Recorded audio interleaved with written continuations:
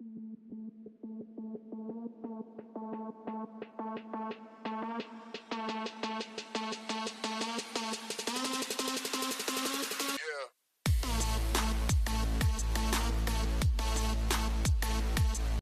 galera, sejam muito bem-vindos a mais um mini curso aqui nesse canal. E nesse mini curso a gente vai falar sobre DBT, né? Vai ser um mini curso rápido, acredito que entre 1 hora e meia aí no máximo, 2 horas.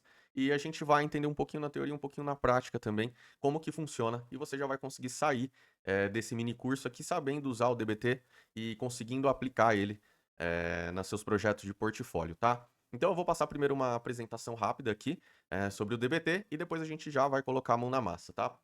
Esse mini curso vai ser dividido em algumas aulas. E se você não segue esse canal ainda, não é inscrito, se inscreve aí para dar essa força pra gente, curte, comenta, compartilha com o pessoal que você conhece que também está estudando aí para análise, engenharia de dados, beleza? Então vamos lá. Eu vou passar aqui, como eu falei, essa apresentaçãozinha rápida e a gente já vai para essa primeira aula aqui, que é a configuração do nosso DBT. Então a gente vai configurar e instalar aqui para que a gente possa usar nas próximas aulas, beleza? Então, o DBT ele é um motor de transformação de dados, pessoal. Então, quando a gente pensa em pipelines aí de dados, né, pipelines de ETL, a gente tem o quê? A extração, a transformação e o carregamento. Ou a gente tem também o ELT, né, que é a extração, o carregamento e só depois a transformação. O DBT, ele é uma ferramenta que se encaixa, que entra aqui na parte da transformação. Então, ele é uma ferramenta que se encaixa em outras ferramentas que você vai utilizar e ele vai fazer o projeto ficar um pouco mais profissional e algumas coisas ficam um pouco mais simples, tá? A gente vai ver isso aqui na prática. Então, é um framework que permite transformar dados apenas usando a linguagem SQL. Então, você usa o SQL ali por trás do DBT. Então, se você já sabe ali mexer no SQL, né, já tem esse domínio do SQL, o DBT vai ser muito simples para utilizar. Né, a gente falou que o DBT ele atua no T e ele substitui códigos confusos ali por transformações modulares e documentadas. Então, ele traz alguns ganhos ali bem bacanas para os projetos. E aí, passando aqui, ó, como que o DBT funciona? A gente vai trabalhar com arquivos de modelo, né? Cada arquivo SQL é um modelo de dados ali, vai ser uma tabela, vai ser uma view, tá? Então a gente vai trabalhar com arquivos .sql. O DBT ele faz uma compilação disso, né? E ele tem uma conexão com o banco de dados. Então o DBT, deixa eu abaixar um pouquinho aqui, ele por si só, ele não salva nenhuma informação, ele não é um banco de dados, ele é um motor de transformação. Tá? Então ele vai se conectar no banco ali e fazer essa execução desses códigos que você teria que fazer na mão. Você vai organizar isso em uma forma de pastas ali no DBT e ele vai saber a forma correta de organizar isso, tá? E aí um lembrete aqui, né? O DBT não armazena nem processa os dados, ele usa o poder do próprio banco ali, né? Então existem diversas conexões aí para o DBT e a que a gente vai usar aqui vai ser com o Postgres, tá? Que é um banco muito utilizado aí no mercado. Então, 4 pilares de benefício aqui do DBT. Né, o versionamento, né, então a gente já vai trabalhar nativamente com versionamento ali no Git, e ele facilita ali essa documentação, essa organização de um projeto. Testes de dados, né, o DBT ajuda nessa parte, você fazer os testes, ver se está tudo correto, né, ajuda nessa implementação ali de um CI/CD também. Documentação automática, ele gera uma documentação ali, gera um data lineage, que fica bem bacana ali para você poder ver algumas informações, e ajuda bastante em projetos. E padronização, né? Garante que toda equipe transforme os dados seguindo a mesma estrutura. Isso é uma coisa muito importante também, tá? E aí, na prática, ó, a gente vai trabalhar com 3 camadas, né? Que pode ser a camada bronze, silver e gold, ou camada raw, staging, mart. Então, cada empresa chama de uma forma, mas no fim é a mesma coisa. E a gente pode ver aqui também, ó, o arquivo .sql, um exemplo de arquivo, né? Então, o DBT ele vai referenciar a fonte de dados que você colocar inicialmente. Então, se você colocar um CSV, ele vai referenciar o CSV, mas você pode colocar já uma informação direto de um banco transacional, por exemplo, e esse from, né, que vai mudar um pouquinho do que é o SQL, que ele vai fazer essa referência, a gente vai ver isso na prática. Mas aqui já tem um exemplo, então a gente vai escrever esses códigos SQL, né, em vez da gente rodar direto no banco, o DBT vai fazer isso pra gente, e aí ele faz bastante coisa automaticamente que facilita bastante a nossa vida. E, né, quando usar o DBT? Cenário ideal, ambiente de data warehouse em nuvem ou lake houses, tá? Não precisa só ser em nuvem também, né? Mas hoje em dia é o cenário mais comum aí que a gente tem no mercado. Times mistos trabalhando, né? Tanto analistas quanto engenheiros de dados, você ter essa padronização ali e ter um processo definido é muito importante. E empresas que exigem governança e linhagem clara e testes estruturados. Toda empresa deveria exigir isso, né? E quando não faz sentido, arquiteturas baseadas puramente em streaming, né? Então, não é o core ali do DBT. Bancos de dados transacionais legados, né? Esses bancos eles funcionam como fonte de dados, na verdade, e volumes de dados muito pequenos ali, que às vezes não tem nenhum banco de dados, também não faz sentido usar o DBT, tá? Então, foi essa parte rapidinha aqui, deu uns 5, 6 minutinhos. Se alguém tiver interesse aí em saber como é que eu faço essas apresentações também, ó, eu estou utilizando o notebook LM, tá? E fica umas apresentaçõezinhas bacanas aqui que você consegue usar também nos seus posts de LinkedIn e tal. Se você tiver interesse em saber como é que eu faço essas apresentações, comenta aí nesse vídeo, beleza? Então a gente vai partir aqui para nossa parte prática. E antes da gente partir para nossa parte prática, eu gostaria de dar um recado. Eu tenho um curso que é o Manual da Engenharia de Dados. É um curso bem objetivo, é um curso barato também, né? Hoje ele está por R$ 97,00, mas o preço vai aumentar até chegar em R$ 127,00. Então aproveita aí, escaneia o QR Code, é um curso bem direto, não temos nenhuma devolução e é um curso independente de ferramenta. Então, independente também se você é analista, cientista, esse curso vai te ajudar muito a conhecer conceitos super importantes na área de dados que vão te ajudar aí na sua carreira, tá? Então, bora lá para nossa parte prática e a gente vai configurar aqui o DBT. Para a gente usar o DBT aqui, a gente vai estar usando o VS Code, tá? Você pode estar usando outra IDE também, mas eu gosto de usar o VS Code, é uma IDE bem usada, bastante usada no mercado também. E eu estou conectado numa pasta. Nessa pasta, a única coisa que tem é esse PDF que eu estava mostrando. Então, vocês vão criar uma pasta vazia no computador de vocês. Vão clicar aqui, Open Folder, e vão conectar nessa pasta, tá? Até o momento aqui, foi isso. Para vocês conseguirem rodar o DBT, a gente precisa ter o Python instalado e o pip também. Então vamos rodar esse comando aqui no terminal para ver se está tudo certo com o Python. Então eu tenho o Python 13.13.7 na minha máquina e vamos fazer o mesmo com o pip version. E eu tenho o pip 26.0.1. Então eu tenho os requisitos aqui que eu preciso para poder instalar o DBT, tá? Se você não tiver o Python instalado, você vai precisar instalar o Python. Depois de verificar se você tem aí o Python e o pip instalado, o que a gente precisa fazer é criar um ambiente virtual, né? Então é sempre de praxe aí você ter que criar ambientes virtuais para fazer cada projeto, tá? Então a gente vai rodar o comando, esse comando aqui que eu vou colocar, o Python -m venv espaço venv traço dbt. A gente vai estar criando esse ambiente virtual aqui, ó, venv traço dbt. Ele deu algum erro que tá dando aqui na minha máquina, mas não tem problema, ele já vai rodar de novo aqui, já criou. O que a gente vai fazer? A gente vai ativar agora esse ambiente virtual, tá? Para a gente ativar, tem duas formas, tá? No Windows é essa que eu tô colocando na tela aqui, ó. Dá para dar um zoom aqui. Essa que eu tô colocando aqui na tela, deixa eu colocar aqui pro outro lado, ó. Então esse comando. Então deixa eu criar de novo aqui. Vamos ver se ele vai dar algum problema. E vamos ativar de novo. Beleza, ele tinha dado algum erro, agora foi. E se você estiver usando o Linux ou Mac, você vai colar esse outro código aqui, ó. Isso aqui é padrão, tá, pessoal? Se você estiver usando Windows ou Mac, você usa esse código aqui. Beleza? Eu não vou usar porque eu tô... Desculpa, Windows não. Linux ou Mac, né? E, então a gente tá com o ambiente aqui ativado.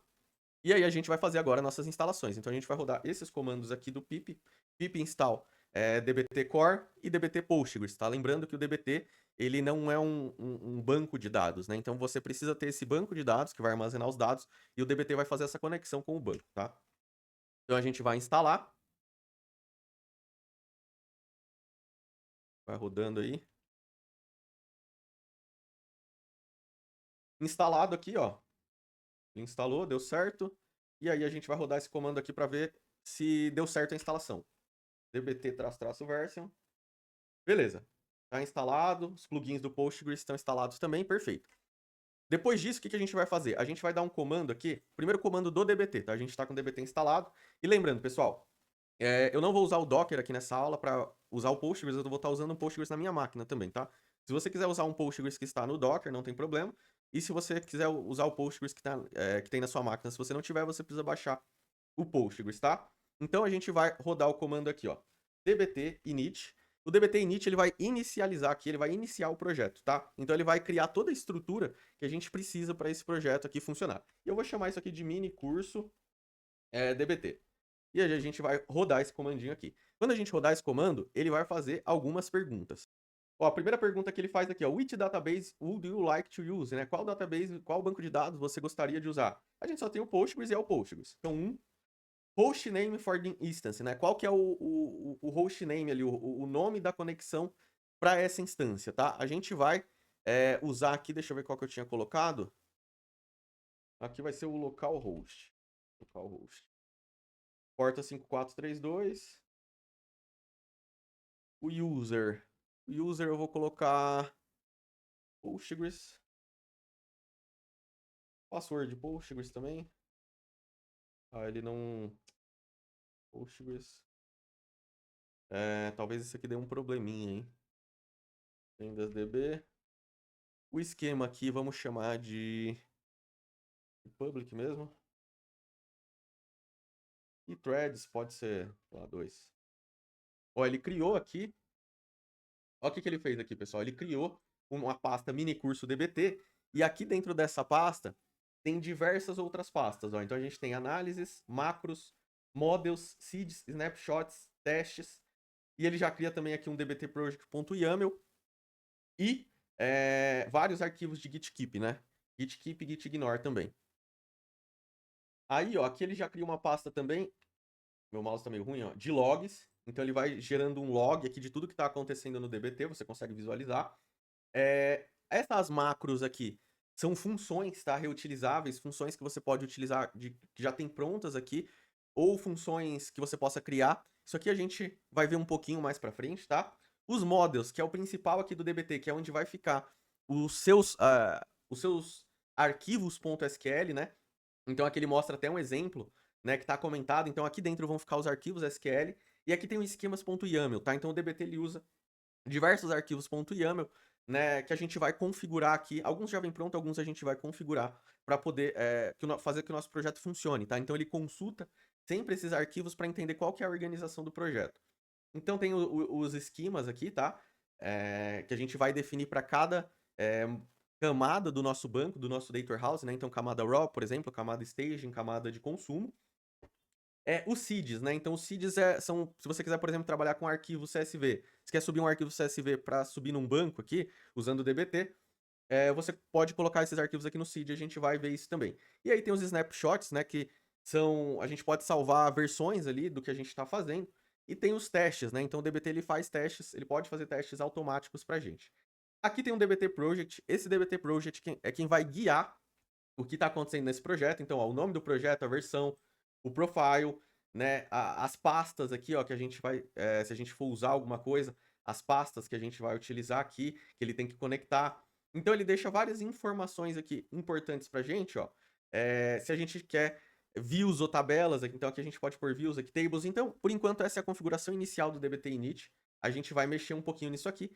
E ele deixa até um readme aqui com alguns links, se você precisar e quiser ver alguma coisa aqui, tá? Mas a gente vai passar durante esse mini curso aqui de uma maneira mais aprofundada. O importante, por enquanto, é entender que o DBT ele necessita de uma organização específica para que ele funcione bem, tá?